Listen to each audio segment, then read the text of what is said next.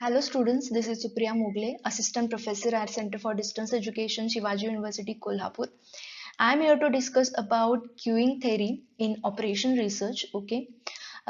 In this video, we are going to learn the basic concepts and practical formulas. पहिल्यांदा आपण बघूया introduction. Okay. So queuing theory याच्यामध्ये 3 part आहेत. Basic theoretical knowledge, practical concept and then solving practical questions under different models. तर या व्हिडिओमध्ये आपण basic theoretical knowledge आणि प्रॅक्टिकल कन्सेप्ट बघणार आहे. जोपर्यंत तुम्हाला बेसिक कन्सेप्ट कळत नाही किंवा जोपर्यंत तुम्हाला प्रॅक्टिकल नॉलेज म्हणजे फॉर्म्युलाज वगैरे आहेत ते कसे फॉर्म होतात, ते कसे आले हे कळत नाही, तोपर्यंत तुम्ही इथे पोहोचू शकत नाही, तोपर्यंत तुम्हाला प्रॅक्टिकल क्वेश्चन सॉल्व्ह करता येणार नाहीत. सो हा व्हिडिओ खूप इम्पॉर्टंट आहे, केअरफुली बघा आणि याबरोबरच नोटबुक आणि पेन घ्या आणि नोट्स काढायला सुरुवात करा. जसं मी सांगते तसं सॉल्व्ह करत जा. तर पहिल्यांदा आपण बघूया बेसिक कन्सेप्ट. ओके. क्यू म्हणजे काय? क्यू म्हणजे line of people or vehicles awaiting for their turn. म्हणजे क्यू अशी एक लाईन आहे जिथे लोक किंवा लोक असं नाही पण कुठलीही वस्तू जी लाईन मध्ये उभी आहे, काहीतरी सर्व्हिस त्यांना हवी आहे आणि त्यासाठी ते वेट करत असतील तर त्याला म्हणायचं क्यू. ओके. तर इथे तुम्ही बघू शकता ही पीपलची लाईन आहे, ज्याच्यामध्ये फॉर एक्झाम्पल आपण जर मूवी बघायला गेलो, तिकीट्स काढायला गेलो तर तिथे लाईन, किंवा कार घेऊन गेलो आपण सर्व्हिसिंगसाठी, तर जी पहिला येणार त्याला पहिल्यांदा सर्व्हिस मिळणार. So that is also a Q of cars. So अशा प्रकारे वेगवेगळ्या प्रोडक्ट्सचे, वेगवेगळ्या थिंग्सचे काय होतात, लाईन तयार होते आणि त्यांना सर्व्हिस घेण्यासाठी वेट करावं लागतं, त्याला म्हणतात क्यू. मग what is queuing theory? It is the mathematical study of waiting line or queue. This technique provides basis of decision making about resources need to provide the service.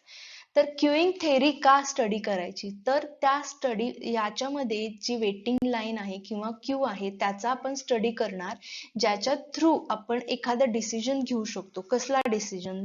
तर त्या service provide करण्यासाठी काय काय resources लागतात याचा आपण ह्या थेरीमध्ये study करतो. Third is reason for Q. Q का फॉर्म होतो, तिथे क्यू का तयार होतं?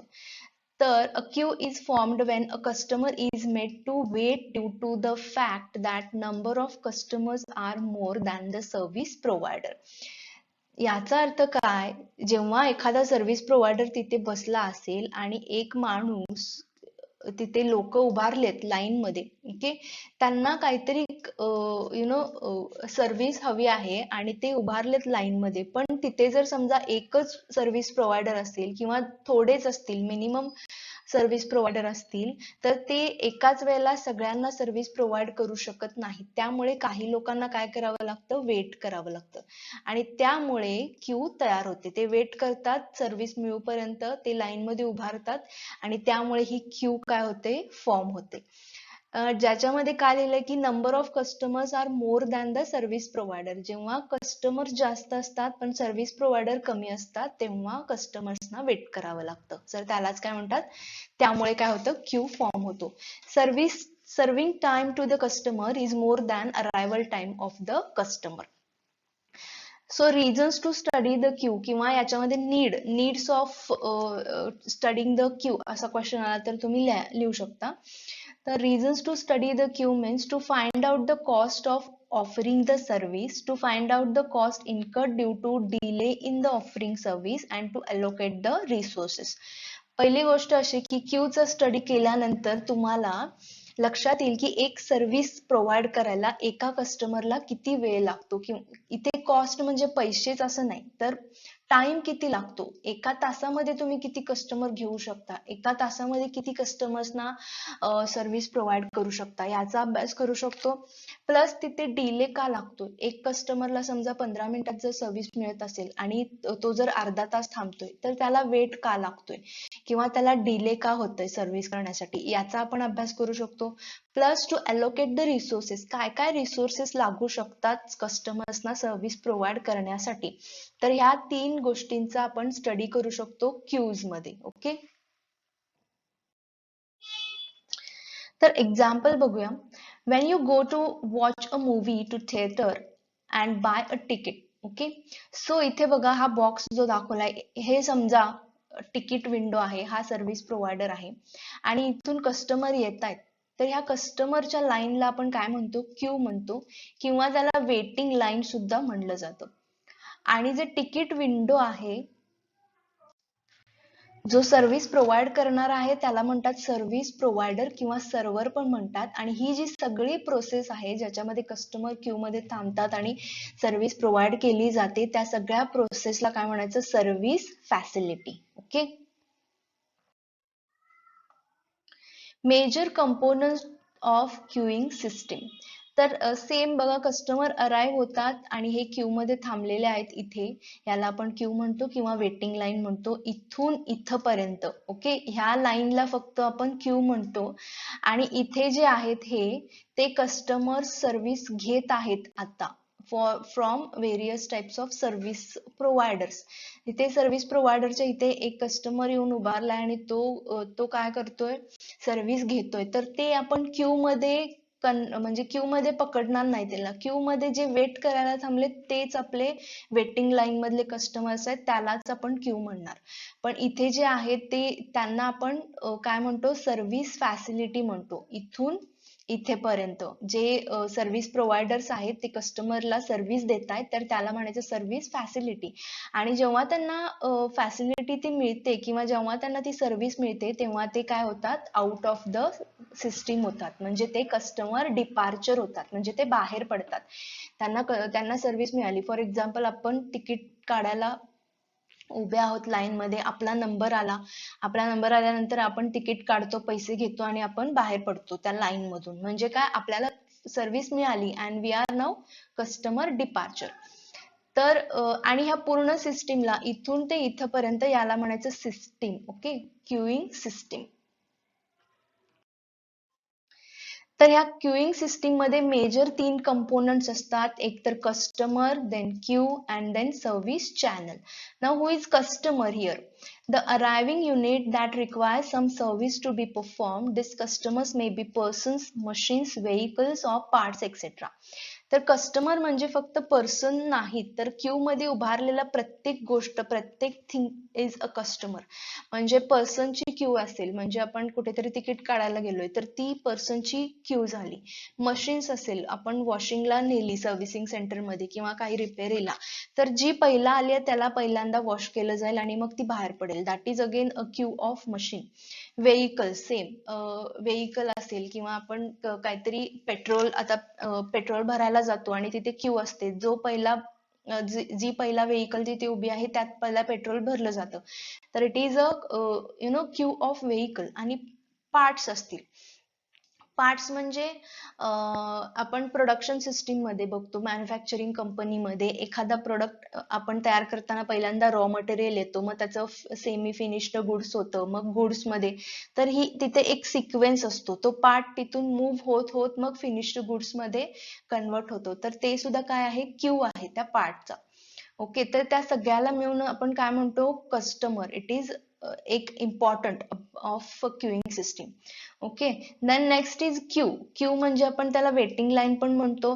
The number of customers waiting to be serviced. The queue does not include the customer being served. जसं मी मगाशी सांगितलं, जे क्यू मध्ये उभारलेत, जे वेटिंग मध्ये उभारलेत, ज्यांना अजून सर्व्हिस मिळालेली नाही पण त्यांना सर्व्हिस हवी आहे, त्या लाईनला आपण काय म्हणतो, क्यू म्हणतो. ओके, आणि ज्यांना सर्व्हिस ऑलरेडी मिळाली आहे, जे डिपार्चर झाले, त्यांना आपण क्यू मध्ये इन्क्लूड करत नाही.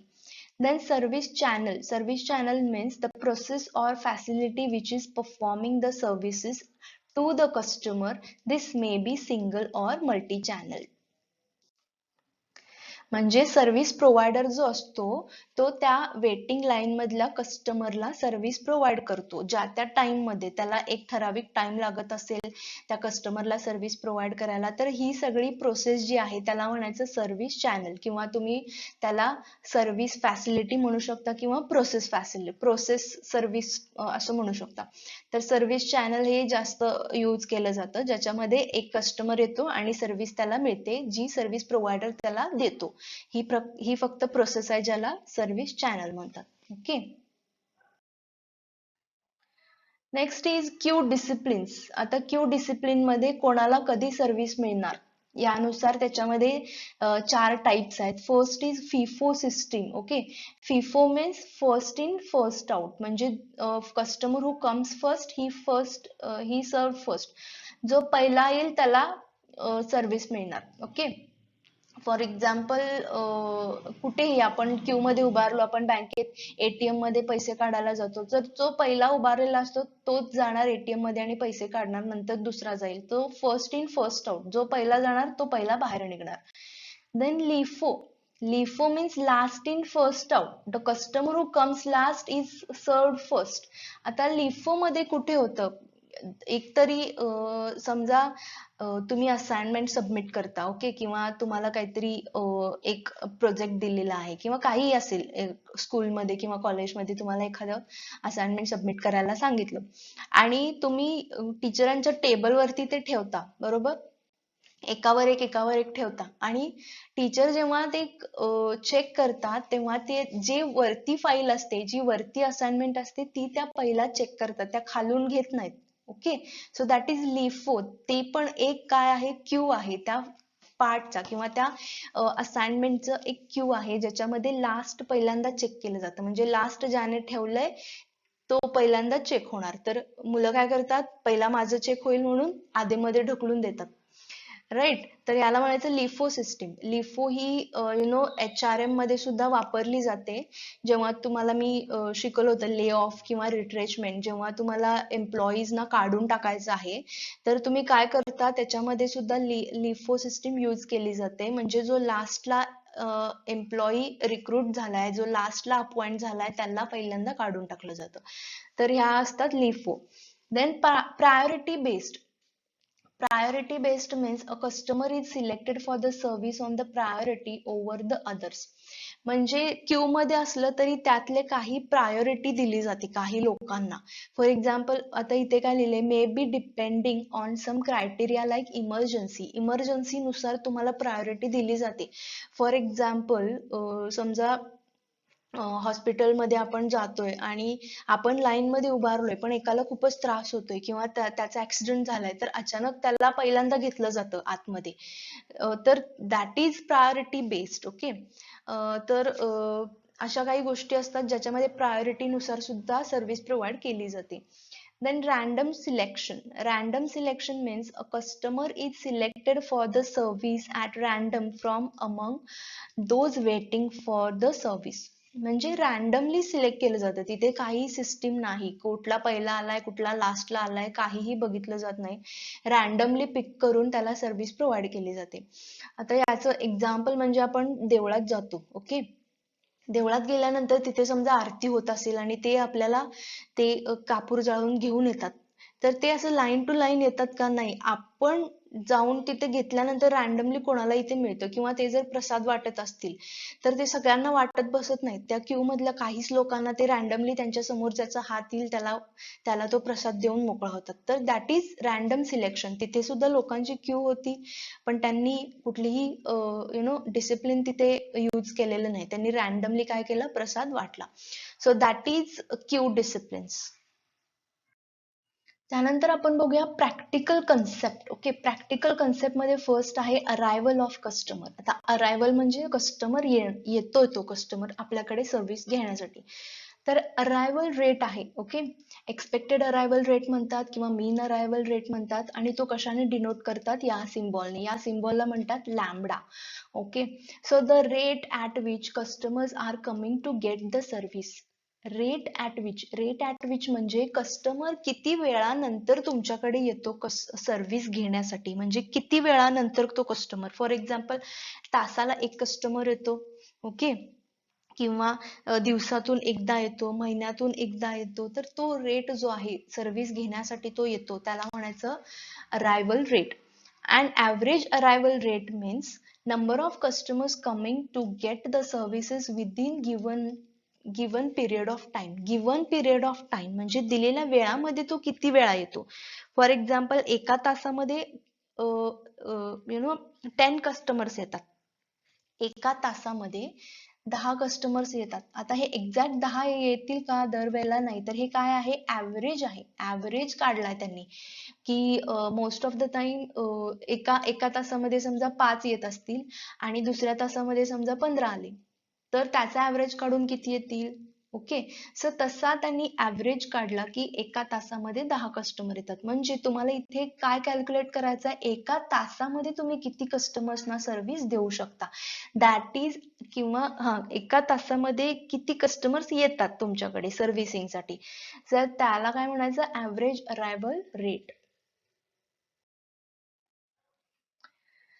तर ॲव्हरेज अरायवल रेट मध्ये, to know the average arrival rate we must know the arrival rate for interval rate between arrival of the two customers. म्हणजे त्या दोघांमधला डिफरन्स तुम्हाला माहित पाहिजे. फॉर एक्झाम्पल एखादा कस्टमर 6:10 येतो आणि नेक्स्ट कस्टमर 6:15 येतो, ओके, तर त्या दोघांमधला डिफरन्स काय आहे, 5 मिनिट. तर ते आपल्याला माहिती पाहिजे, तरच आपण ते ऍव्हरेज रेट काय करू शकतो, कॅल्क्युलेट करू शकतो.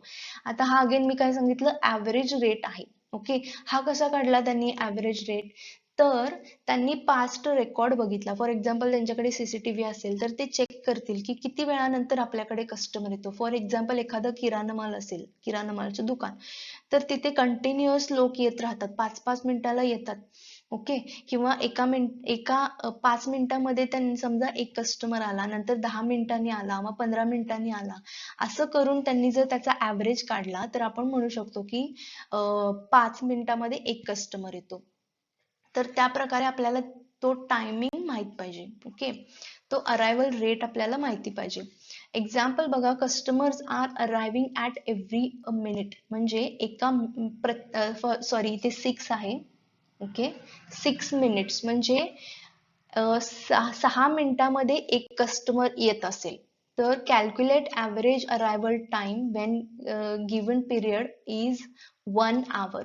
म्हणजे 6 मिनिटाला जर एक कस्टमर येत असेल तर एक तासामध्ये किती कस्टमर्स येतील हे तुम्हाला इथे कॅल्क्युलेट करायचं आहे. ओके, तर आता इथे 6 मिनिट दिलेत आणि विचारलंय कशामध्ये, आवर्स मध्ये, तर तुम्हाला इथे याचं मिनिट मध्ये कन्वर्ट करावं लागेल, राईट. मग 1 hour म्हणजे किती मिनिट्स, 60 मिनिट्स. मग तुम्ही असं करू शकता की 6 मिनिट्स मध्ये जर एक कस्टमर येत असेल तर 1 मिनिट मध्ये किती, मग 1 hour is equal to 60 minutes. Okay, मग तुम्ही ते क्रॉस मल्टिप्लाय करू शकता किंवा असं लिहू शकता, 6/60 is equal to 1/x. x म्हणजे आपल्याला आपण काढायचं आहे ते. Then you can cross multiply, 6x is equal to 60 आणि x किती आला, 10. म्हणजे हा आपला काय आला, ऍव्हरेज अरायवल रेट आला 10. आता काय आहे, 10 कस्टमर्स. काय विचारलंय त्यांनी, calculate average arrival rate of the customers. Okay, arrival of customer म्हणजे किती कस्टमर येतात एका तासामध्ये, तर ते किती झाले, 10. दॅट मीन्स एका आवर मध्ये 10 कस्टमर. तर हा आपला काय झाला, lambda is equal to 10 customers. Okay, so हे असं सॉल्व्ह करायचं. नेक्स्ट आहे सर्विंग टू द कस्टमर. पहिला काय होतं, अरायवल ऑफ द कस्टमर म्हणजे किती कस्टमर्स येतात ते आपण कॅल्क्युलेट केलं. आता serving to the customer means average rate काढायचा आहे आपल्याला सर्व्हिसिंगचा, service rate. Okay, service rate काढायचा आहे, त्याला आपण कशाने डिनोट करतो, या सिम्बॉलने, याला म्हणतात mu. The rate at which customers are served by the service provider. याचा अर्थ काय, तर किती कस्टमर्सना तुम्ही सर्व्हिस देऊ शकता, किती वेळामध्ये एक कस्टमरला सर्व्हिस मिळू शकते. आणि ॲव्हरेज सर्व्हिस रेट म्हणजे number of customers that are served within given time. आता within given time for example 1 तास असेल, ओके, आणि 1 तासामध्ये तुम्ही किती कस्टमर्सना सर्व्हिस प्रोव्हाइड करू शकता. फॉर एक्झाम्पल एका कस्टमरला सर्व्हिस प्रोव्हाइड करायला मला 15 मिनिटं लागतात, ओके. मग 1 तासामध्ये तुम्ही किती करू शकता average, that is called service rate, average service rate. So the example बघूया आपण. The service provider takes 5 minutes to serve their customers on an average. So again तुम्हाला सेम एक्झाम्पल आहे की 1 hour मध्ये किती कस्टमर सर्व्हिस करू शकतात ते तुम्हाला काढायचं आहे. तर त्यांनी पहिल्यांदा काय दिलं 5 मिनिट्स. तर याच्यामध्ये तो सर्व्हिस प्रोव्हायडरचा टाइम आहे, जो रेट आहे तो आपल्याला माहिती पाहिजे. Then only you can calculate this. तर त्यांनी सांगितलंय 5 मिनिट्स मध्ये जर एक कस्टमर ते सर्व्हिस देऊ शकतात तर एका तासामध्ये किती करू शकतात. तर अगेन सेम 5 मिनिटासाठी जर एक असेल तर 1 आवर म्हणजे 6 मिनिट साठी किती, हे तुम्ही क्रॉस मल्टिप्लाय करू शकता. 5x is equal to 60, okay. मग x इज इक्वल टू किती झालं 12. मग x म्हणजे आपला काय आहे ते म्यू आहे, दॅट इज सर्व्हिस रेट आहे. मग म्यू काढला आपण, दॅट इज 12. म्हणजे ते एका तासामध्ये 12 कस्टमर्सना सर्व्हिस देऊ शकतात, ओके. फॉर एक्झाम्पल आपण समजा बँकेत गेलो, बँकेमध्ये फक्त पैसे विथड्रॉ करायचे आहेत. एका व्यक्तीला पैसे विथड्रॉ करायला 5 मिनिटं लागतात. तर एका तासामध्ये तुम्ही किती कस्टमर्सना देऊ शकता, 12 कस्टमर्सना पैसे, 12 कस्टमर्स एक तासामध्ये पैसे विथड्रॉ करू शकतात. सो एक एक्झाम्पल दिलं मी. सो सर्व्हिस प्रोव्हायडर्स याचा 12 याचा अर्थ काय, service providers provide services to the 12 customers in 1 hour, okay. Third आहे युटिलायझेशन रेट. आता युटिलायझेशन रेट म्हणजे how much of the capacity is utilized. Utilized म्हणजे काय, तर एक कस्टमर म्हणजे एक सर्व्हिस प्रोव्हायडरची जर कॅपॅसिटी केवढी आहे तर ती तेवढीच युटिलाइज होती की नाही. आपण एक्झाम्पल बघूया. One service provider can provide service to 10 customers in 1 hour, okay. समजा एक सर्व्हिस प्रोव्हायडर आहे, तो एका तासामध्ये 10 कस्टमर्सना सर्व्हिस प्रोव्हाइड करू शकतो. But only 5 customers are coming per hour. पण त्याच्याकडे 10 कस्टमर्स येत नाही, त्याच्याकडे किती येतात, 5 कस्टमर्सच येतात एका तासाला. म्हणजे जिथे तो 10 कस्टमर्स करू शकतो तिथे फक्त 5च करतोय तो, कारण कस्टमर्सच 5 येतात. त्यामुळे उरलेल्या 5 जणांना तो सर्व्हिस प्रोव्हाइड करू शकतो. त्या वेळासाठी तो काय राहतो, तो गप्प राहतो. दॅट मीन्स तो आयडियल राहतो तिथे, ओके. आणि आयडियल राहतो म्हणजे 10 पैकी जर तो 5च करत असेल म्हणजे त्याची युटिलायझेशन रेट किती आहे, 50%. फक्त 50%च तो युटिलाइज करू शकतो त्याची कॅपॅसिटी. तर त्याला म्हणायचं युटिलायझेशन रेट. तर युटिलायझेशन रेट हे आर ने डिनोट करतात आणि त्याचा फॉर्म्युला तुम्हाला लक्षात ठेवायचा आहे, लॅम्बडा डिवायडेड बाय म्यू. आपण लॅम्बडाचा फॉर्म्युला बघितला आहे, म्यूचा फॉर्म्युला बघितलेला आहे, ओके. तर लॅम्बडा डिवायडेड बाय म्यू करायचं आणि that is average arrival rate divided by average service rate, आणि यावरून तुम्ही युटिलायझेशन रेट काढू शकता, ओके. सो आपण त्याच्यासाठी सेम एक्झाम्पल घेऊया. पहिले 2 जे होते ज्याच्यामध्ये पहिल्यांदा आपण लॅम्बडा काढला होता 10 कस्टमर्स आणि दुसऱ्यामध्ये सर्व्हिस किती प्रोव्हाइड करू शकतात, 12 कस्टमर्स ते सर्व्हिस प्रोव्हाइड करू शकतात. तर आपल्याला युटिलायझेशन रेट काढायचा आहे R, that is lambda divided by mu. आता लॅम्बडा डिवायडेड बाय म्यू आलं 10 डिवायडेड बाय 12 आणि आन्सर येतं हे 0.8333. आता याचा आपल्याला याचा अर्थ काय, हीच कॅपॅसिटी इज फॉर 12 कस्टमर्स. त्याची कॅपॅसिटी किती आहे, 12 कस्टमर करायची आहे एका तासात, पण येतात किती 10, ओके. हीच capacity is for 12 customers, only 10 customers are coming for taking the service. मग ह्या ज्या आकड्याला आपण काय करणार, 100 ने मल्टिप्लाय करणार. किती आलं 83.33. याचा अर्थ त्याचं जे टोटल वर्क आहे, फॉर एक्झाम्पल 100% त्याचं वर्क आहे, 100% वर्क न करता तो किती करतो, फक्त 83.33 एवढंच एवढंच त्याचं काम युटिलाइज होतं किंवा त्याची कॅपॅसिटी 100% असून पण तो 83.33% युटिलाइज करू शकतो. ओके. तर बघा त्याच्यामध्ये पॉसिबिलिटीज असतात. काय काय पॉसिबिलिटीज असतात. First is lambda is greater than mu. जर लॅम्बडा ग्रेटर दॅन म्यू असेल तर काय, फॉर एक्झाम्पल समजा त्याची कॅपॅसिटी आहे 10 कस्टमरची, आपण लॅम्बडा डिवायडेड बाय म्यू घेतला. ओके.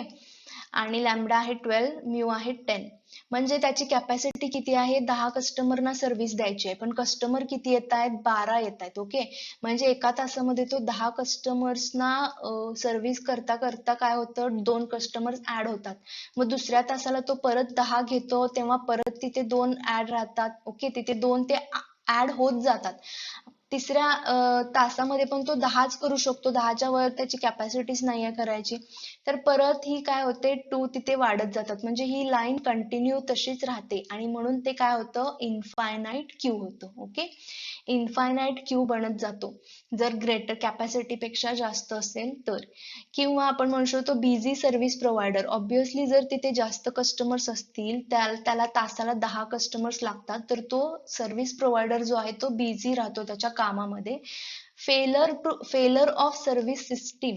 आता हे जे वेटिंग मध्ये राहिलेली लोक आहेत त्यांना खूप वेळ काय करावं लागतं, वेट करावं लागतं. मग एक एक वेळेला कस्टमर्स काय करू शकतात, दुसऱ्या सर्व्हिस प्रोव्हायडर कडे जाऊन सर्व्हिस घेऊ शकतात, कारण त्यांना वेट करायला तेवढं अफोर्डेबल नाही आहे किंवा त्यांना नाही करायचं आहे weight.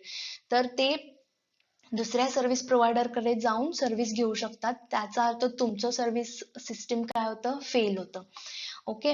So then next, when lambda is equal to mu. जेव्हा लॅम्बडा इक्वल टू म्यू असेल म्हणजे 10 कस्टमर्स तो करू शकतो आणि सर्व्हिस प्रोव्हाइड आणि 10 कस्टमर्सच येत आहेत तासाला. मग तिथे काय होतं, कस्टमर्स कम अँड सर्व्ड. ज्या त्या वेळेला कस्टमर्स येतात आणि सर्व केलं जातं. मग क्यू मध्ये कोणी राहतं का, नाही, कारण एका तासाला तो 10 कस्टमर करतो, त्याचा अर्थ तिथे वेटिंग क्यू राहत नाही. No queue will be there and server will be easy. म्हणजे सर्व्हरला ते खूप इझी होतं काम करायला. Then if lambda is less than mu. Lambda is less than mu म्हणजे फॉर एक्झाम्पल 10 डिवायडेड बाय 12.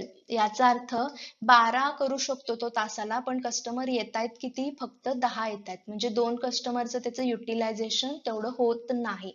पण इथे पण ऑलरेडी जर त्याला 12 कस्टमर्स तो करू शकतो पण 10च येतोय, म्हणजे वेटिंग लिस्टला कोणी कस्टमर असतील का, नाही, कस्टमर नसणार. So no queue will be there and there is idle time for service. 2 कस्टमरचं काम तो काय करू शकतो, तिथे त्याला तेवढा वेळ मिळतो, 2 कस्टमर करू शकतो, त्याचा तो टाइम तिथे फ्री राहतो तो.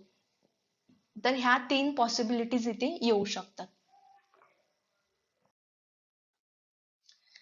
तर आपण आता बघूया फॉर्म्युलाज आहेत काही, ज्या तुम्हाला पुढे सोल्युशन मध्ये जेव्हा प्रॉब्लेम सॉल्व्ह करणार तेव्हा हे खूप उपयोगी होणार आहेत. हे फॉर्म्युलेज खूप इम्पॉर्टंट आहेत, केअरफुली लक्ष द्या. Okay. Probability of exactly n numbers in the system. Probability म्हणले, प्रोबॅबिलिटी कशाने डिनोट करतो आपण, पी ने डिनोट करतो. आणि काय दिलेलं आहे, कशाचं काढायचं आहे, कस्टमरचं. So P in bracket N. आता ह्याचा फॉर्म्युला बघा, R N into P zero. म्हणजे एक्झॅक्टली एन नंबर. झिरो जर असतील, कस्टमर्स झिरो असतील तर तिथे क्यू होणार आहे का, नाही. सो 0 पेक्षा जास्त पाहिजे. दॅट्स वाय आपण इथे हा पण ऑप्शन मल्टिप्लाय करतो. आता त्याची का मल्टिप्लाय करतो, त्याची प्रोसेस खूप मोठी आहे, तुम्हाला ते काहीही विचारलं जाणार नाही, तुम्हाला फक्त फॉर्म्युला लक्षात ठेवायचा आहे. आता आपण आर एन म्हणजे, आर म्हणजे काय शिकलो आपण, युटिलायझेशन रेट शिकलो. मग युटिलायझेशन रेटचा आपण फॉर्म्युला बघितला होता, लॅम्बडा डिवायडेड बाय म्यू. आरच्या इथे टाकला आणि फॉर एन कस्टमर्स आणि probability of 0 customers is equal to 1 minus lambda divided by mu. हे तुम्हाला लक्षात ठेवायलाच पाहिजे, तुम्हाला पाठ करायचं आहे. आणि ह्या सगळ्या आणि हे इंटू मल्टिप्लाय केल्यानंतर तुम्हाला काय मिळेल, probability of exactly n customers in the system. म्हणजे किती किती वेळा येऊ शकतात एका तासामध्ये, सिस्टीम मध्ये किती कस्टमर्स येऊ शकतात त्याची प्रोबॅबिलिटी काढायची आपल्याला. Next is average number of customers in the system म्हणले. Okay, that is length of the system. Average number of customers कशाने डिनोट करतात? LS, म्हणून याला काय म्हणतात? Length of system. ओके, तर लेंथ ऑफ सिस्टीमचा formula utilization ratio divided by ideal ratio. Utilization ratio आणि आयडियल रेशो. तर आयडियल रेशो म्हणजेच काय? Probability of 0 customers. Okay, this is only ideal ratio. इथे लिहून घ्या तुम्ही कुठेतरी. Ideal ratio is nothing but probability of 0 customers. आणि युटिलायझेशन रेट आपण काढलाय R इज इक्वल टू. तर मी हे तुम्हाला का सॉल्व्ह करून दाखवलंय, जर तुम्हाला एक्झामला जर लक्षात नाही आले फॉर्म्युलाज, कन्फ्युजिंग होत असेल तर हे तुम्ही लक्षात ठेवा. त्याच्यावरून तुम्ही काय करू शकता? फॉर्म्युला स्वतः कॅल्क्युलेट करू शकता. तर average number of customers in the system that is LS तुम्हाला कॅल्क्युलेट करायचं असेल तर R divided by ideal ratio. R चा फॉर्म्युला माहिती आहे, lambda divided by mu. Okay, आणि आयडियल रेशो म्हणजे P ऑफ 0 कस्टमर्स, तो माहिती आहे 1 minus lambda divided by mu. तर LS काढायचा आपल्याला, लॅम्बडा डिवायडेड बाय म्यू हा R चा फॉर्म्युला झाला. आयडियल रेशोचा फॉर्म्युला हा आहे. डिवाइड केल्यानंतर इथे पहिल्यांदा हा ब्रॅकेट सॉल्व्ह करून घ्यायचा, क्रॉस मल्टिप्लाय करायचं. मग कसं येईल की 1 minus lambda by mu is equal to, cross multiply केल्यानंतर कसं येईल? Mu minus lambda divided by mu. Okay, आणि इथे डिवायडेशन असल्यामुळे तुम्ही काय करणार? मल्टिप्लाय करायचं असेल तर रेसिप्रोकल घेणार, म्हणजे हे उलट होईल. बरोबर, तर म्यू वरती जाईल आणि हे खाली येईल. इथे केले, चेक करा. आणि जेव्हा तुम्ही मल्टिप्लाय करता तेव्हा म्यू म्यू कॅन्सल होईल इथे, आणि y divided by mu minus y हा फॉर्म्युला राहतो. So that is called LS formula, average number of customers in the system. So lambda divided by mu minus lambda हा formula आहे average number of customers in the system, that is LS. Next formula आहे LQ, average number of customers in the queue. किती average number of customers आहेत queue मध्ये? तर LQ is equal to LS minus utilization rate. हे लक्षात ठेवा तुम्ही. LS चा फॉर्म्युला माहिती आहे, युटिलायझेशन रेटचा फॉर्म्युला माहिती आहे, R चा माहिती आहे. तर LS चा फॉर्म्युला आत्ताच आपण कॅल्क्युलेट केला, तो लिहिला, मायनस हे लिहिलं. आता मायनस करायचा असेल तर आपल्याला काय करायला लागेल? क्रॉस मल्टिप्लाय करायला लागेल. तर म्यू लॅम्बडा मायनस हे इंटू हे करायचं, इथे आलं, आणि खालचं multiplication. Okay, very basic concept आहेत, या तुम्ही करू शकता. त्याच्यामध्ये परत हा लॅम्बडा जो आहे तो आतमध्ये मल्टिप्लाय करा प्रत्येकाला, हा आहे तसा ठेवा पाहिजे तर. आणि जेव्हा तुम्ही मल्टिप्लाय करता तेव्हा तुमच्या लक्षात येईल की mu lambda minus mu lambda, एक पॉझिटिव्ह आहे एक निगेटिव्ह आहे, म्हणजे हे काय होईल? कॅन्सल होईल, आणि वरती राहील काय? फक्त लॅम्बडा स्क्वेअर. मग LQ चा फॉर्म्युला येतो lambda square divided by mu in bracket mu minus lambda. तर हा फॉर्म्युला लक्षात ठेवा, that is called average number of customers in the Q. Okay, आणि मगाशी आपण काय केलं होतं? Average number of customer in the system. System आणि क्यू वेगवेगळं आहे.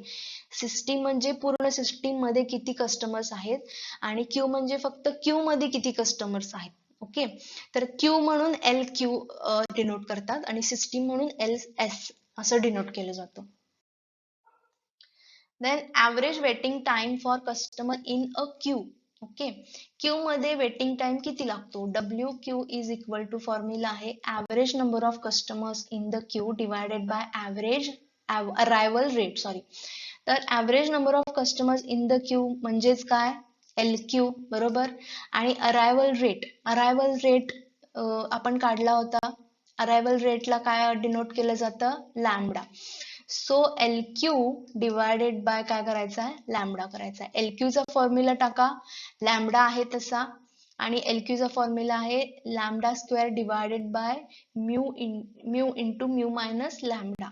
आता हा फक्त बाजूला काढून घेतलेला इथे मी, म्हणजेच काय 1 मायनस लॅमडा, हा लॅमडा एक इथे कॅन्सल होईल आणि वरती एकच राहील आणि खाली आहे तसं बेस राहील. सो WQ चा फॉर्म्युला आहे lambda divided by mu into mu minus lambda, that is average waiting time for customers in a Q.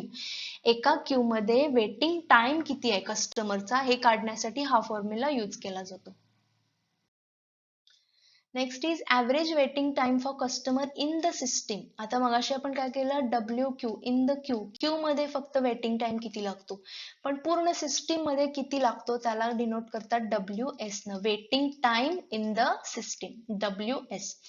WS चा फॉर्म्युला आहे number of customers in the system. आता मगाशी WQ मध्ये काय होतं, average number of customers in the Q, Q she Q relate होतं आणि इथे क्यू शी परत काय होतं, सिस्टीम.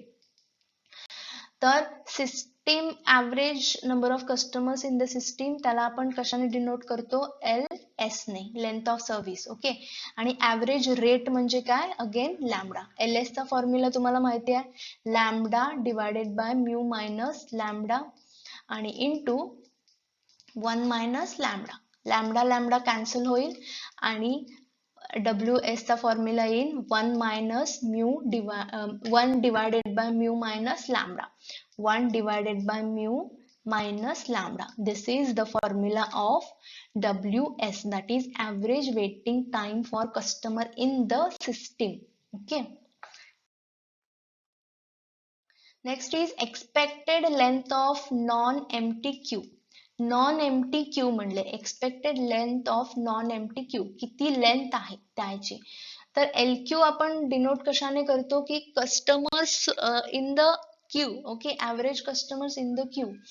बट इथे काय सांगितलं, एक्सपेक्टेड. एक्सपेक्टेड लिहिण्यासाठी त्याला काय म्हणायचं, LQ ने डिवाइड करतात आणि इथे डॅश दिलं जातं. इथे असा एक इन्व्हर्टेड कॉमा दिला जातो आणि ते प्रनाउन्स करताना LQ डॅश असं केलं जातं.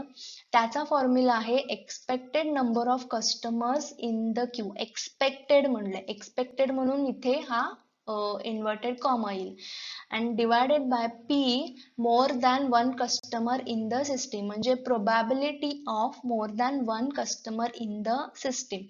So वरती expected number of customers in the queue, त्याचा आपण कशाने डिनोट करतो, LQ ने डिनोट करायचं, number of customers in the queue, आणि probability of customers. Probability of कस्टमर्सला आपण PN म्हणतो, बरोबर.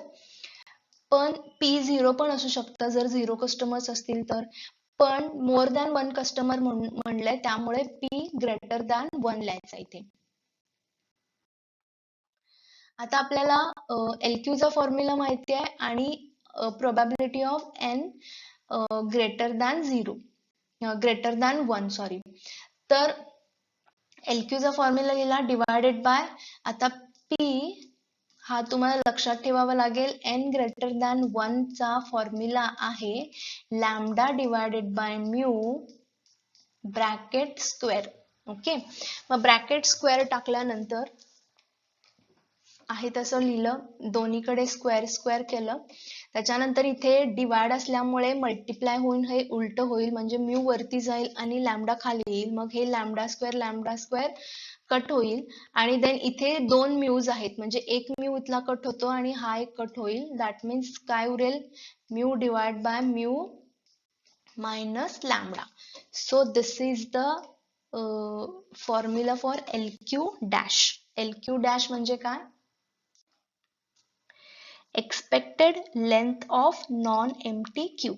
expected length of non-empty queue कशाने डिनोट करायचं, LQ डॅश, आणि त्याचा फॉर्म्युला येतो mu divided by mu minus lambda. So हे सगळे फॉर्म्युले तुम्ही लक्षात ठेवायचे आहेत, 2-3 वेळा तुम्ही प्रॅक्टिस करा, फक्त फॉर्म्युलाज वरती काम करा. देन फक्त काय करायचं, पहिल्यांदा हेडिंग्स लिहून घ्यायचे आणि नंतर तुम्ही आठवा त्या हेडिंग मध्ये त्यानुसार कसे येतात. तुम्ही क्यू मध्ये असेल वेटिंग टाइमला वेगळं, नंबर ऑफ कस्टमर्सला वेगळं, मग सिस्टीम मध्ये वेगळं आणि क्यू मध्ये वेगळं. जो पहिल्यांदा मी तुम्हाला फॉर्म्युला दिलाय तो कॅल्क्युलेट करायच्या आधी जे लिहिलंय, फॉर एक्झाम्पल एल क्यू असेल, average number of customers in the queue. L क्यूचा फॉर्म्युला काय, L S minus utilization rate. तर युटिलायझेशन रेट म्हणजे आरचा फॉर्म्युला टाकायचा, एल एसचा फॉर्म्युला टाकायचा आणि मग त्याच्यावरून एल क्यूचा. किंवा तुम्ही डिरेक्टली पाठ करू शकता एल क्यूचा फॉर्म्युला काय किंवा एल एसचा फॉर्म्युला काय, डब्ल्यू क्यूचा फॉर्म्युला काय, पण तुम्हाला थोडं प्रॅक्टिस करावं लागेल. देन तुम्ही ते फॉर्म्युलेज पाठ करू शकता जे आपल्याला पुढे प्रॉब्लेम्स मध्ये सॉल्व्ह करायचे आहेत. ओके, तर आपण नेक्स्ट व्हिडिओमध्ये प्रॅक्टिकल प्रॉब्लेम्स घेऊया ज्याच्यामध्ये मॉडेल्स आहेत, models of queuing theory, single server model आणि मल्टी सर्व्हर मॉडेल, ज्याच्यामध्ये प्रॅक्टिकल्स काही एक्झाम्पल्स आपण घेऊ. Okay, so here I complete my video. I hope तुम्हाला कळलं असेल कसं सॉल्व्ह करायचं आहे, आणि फॉर्म्युलेज तुम्ही पाठ करून घ्या, प्रॅक्टिस करा त्याच्यावरती. फॉर्म्युलेज पाठ करण्याशिवाय किंवा ते लक्षात ठेवण्याशिवाय तुमच्याकडे काहीही ऑप्शन नाही. सो नेक्स्ट व्हिडिओमध्ये आपण बघू एक्झाम्पल्स. Okay, thank you.